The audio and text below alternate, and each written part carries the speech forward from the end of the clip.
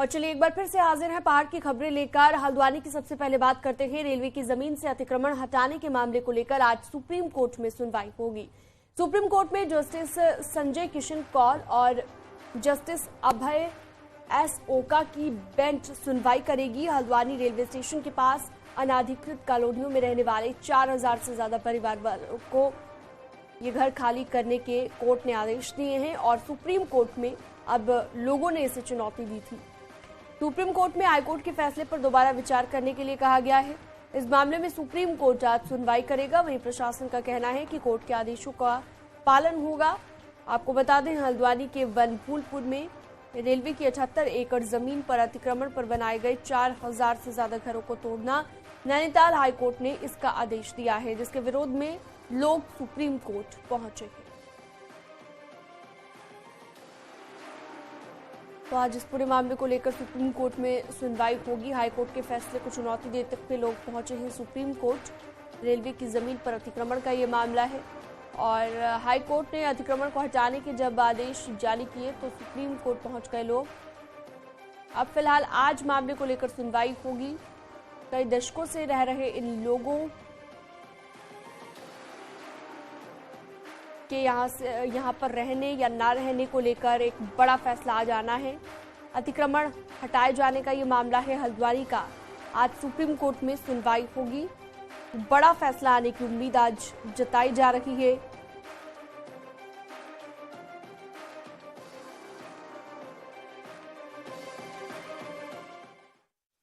अभी पूरे एरिया को जोन, सुपर जोन और सेक्टर्स में बांट दिया गया है। इसमें जो है पूरे एडीएम स्तर के अधिकारी सुपर जोन में लगे हुए हैं और एसडीएम और जो है सीओ स्तर के अधिकारी जो है वो जोन्स और इंस्पेक्टर जो है वो सेक्टर्स में लगे हुए हैं। और इसके बाद जो है सभी सेक्टर जोन्स की जो है गंभीरता से हम लोग आकलन कर रहे हैं कि मतलब कितने घर किस सेक्टर जोन्स में आ रहे, कैसे किस तरह से उनको वहाँ से हटाया जाएगा। और ये सब पूरा प्लानिंग जो है पुलिस प्रशासन ने इसमें किया हुआ है। फोर्स की भी डिमांड जो है मेरे स्तर से पुलिस मुख्यालय को कर दी गई है।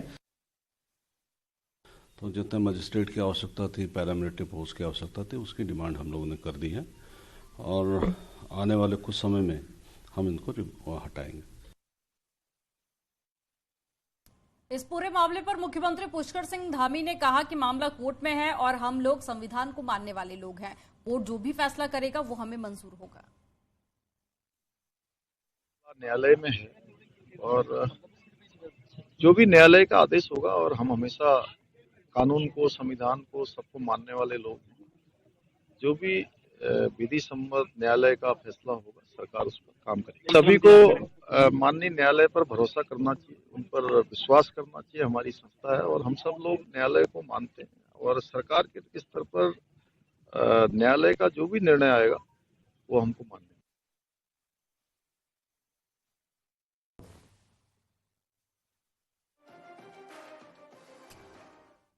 तो मुख्यमंत्री पुष्कर सिंह धामी को आप सुन रहे थे। उन्होंने कहा कि हम संविधान को मानने वाले लोग हैं, जो भी कोर्ट का फैसला होगा वो हमें मंजूर होगा।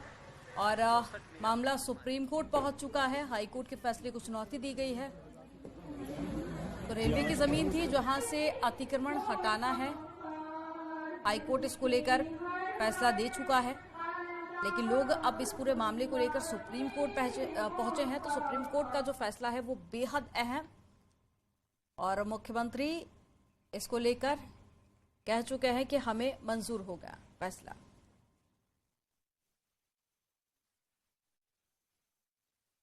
और इस पर ज्यादा जानकारी के लिए शैलेंद्र नेगी हमारे साथ हल्द्वानी से जुड़ गए हैं। शैलेंद्र, एक काफी महत्वपूर्ण फैसला आ जाने वाला है कि और 4000 घर जिस जमीन पर बनाए गए हैं, अतिक्रमण वहां से हटेगा या नहीं हटेगा, या फिर ऑल्टरनेटिव कहीं पर उन्हें जमीन दी जाएगी। कह सकते हैं काफी महत्वपूर्ण फैसला आज आएगा। कितने बजे सुप्रीम कोर्ट में सुनवाई होगी, कोई जानकारी?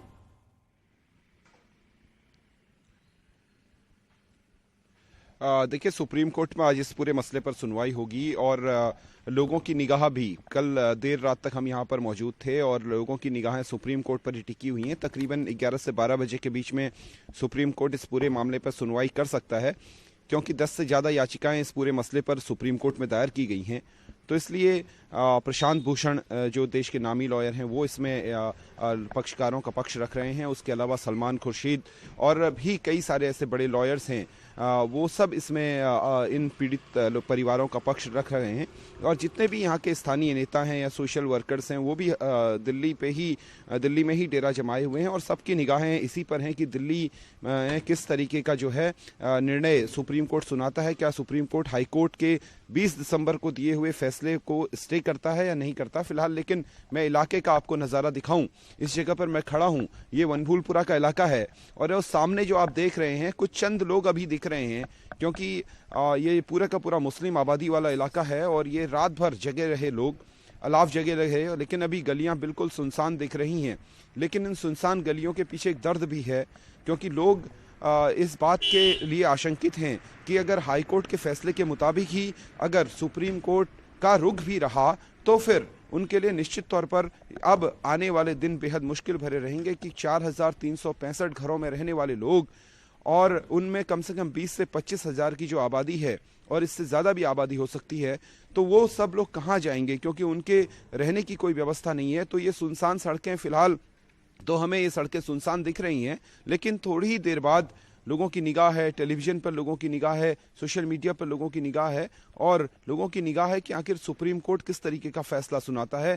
लेकिन रात भर लोग इसी बात की चर्चा करते रहे कि उन्हें स्टे मिलेगा या नहीं मिलेगा, क्योंकि कई लोग अपने दस्तावेज हमारे सामने लाते रहे कि उनके पास लीज होल्डिंग के डॉक्यूमेंट्स हैं। कई लोगों की दलील थी कि पहले सुप्रीम कोर्ट में ये मसला गया था और सुप्रीम कोर्ट ने जिस जमीन को आज रेलवे अपनी जमीन करार दे रहा है उसे राज्य सरकार ने कभी नजूल की, यानी राज्य सरकार के अंडर में आने वाली जमीन करार दिया था। लेकिन आज जब हाईकोर्ट का फैसला आया तो हाईकोर्ट में ये बात राज्य सरकार ने नहीं रखी कि ये पूरी की पूरी जमीन जो है वो आप राज्य सरकार की है, यानी राज्य सरकार इस बात से मुकर गई कि ये उसकी जमीन है। तो ऐसे में लोगों के घरों पर संकट मंड रहा है और लोग बेहद परेशान है, विशेष तौर पर जो महिलाएं हैं आप वो मौके बेहद पर परेशान मौजूद हैं। हैं। आज सुप्रीम कोर्ट में सुनवाई होनी है, सुनवाई बेहद खास मानी जा रही है लोगों के लिए। लेकिन ये बताइए कि लोगों की तरफ से अब जब सुप्रीम कोर्ट का रुख किया गया है तो आज क्या कुछ दलीलें रखी जा सकती हैं?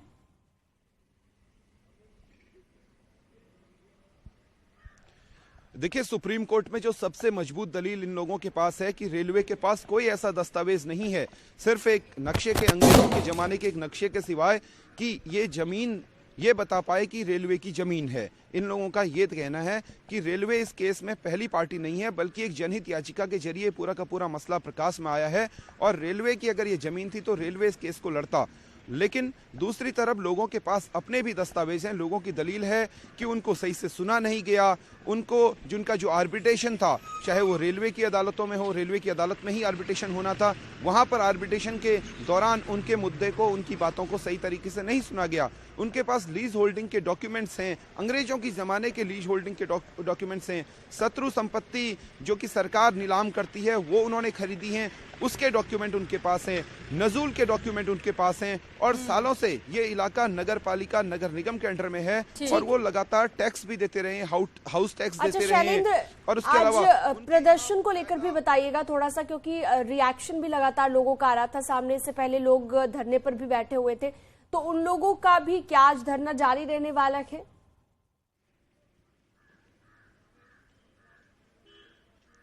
देखिए, लगातार कोई भी धरना यहाँ पर जारी नहीं रहा।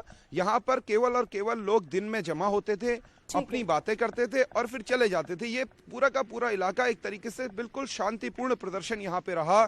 जो महिलाएं थी, महिलाएं निकलती थी अपने घरों से, वो जमा हुई और उन्होंने खुदा से दुआ की और उसके बाद वो चली जाती थी। और कहीं पे भी किसी तरह का कोई ऐसा उग्र प्रदर्शन पिछले जब से ये फैसला आया है 20 दिसंबर से अब तक कोई उग्र प्रदर्शन इस पूरे इलाके में नहीं हुआ। हाँ, लोगों ने जरूर अपनी बात। शैलेंद्र, जरा एक बार और आप तस्वीरें दिखा दीजिए और ये बता दीजिए कि लगभग कितने मकान इस अतिक्रमण की जमीन पर बने हुए हैं और कितने लोग यहाँ पर रहते होंगे, क्योंकि सुनवाई होनी है तो फैसला कितने लोगों पर इफेक्ट डाल सकता है। तस्वीर आपको दिखाता हूं।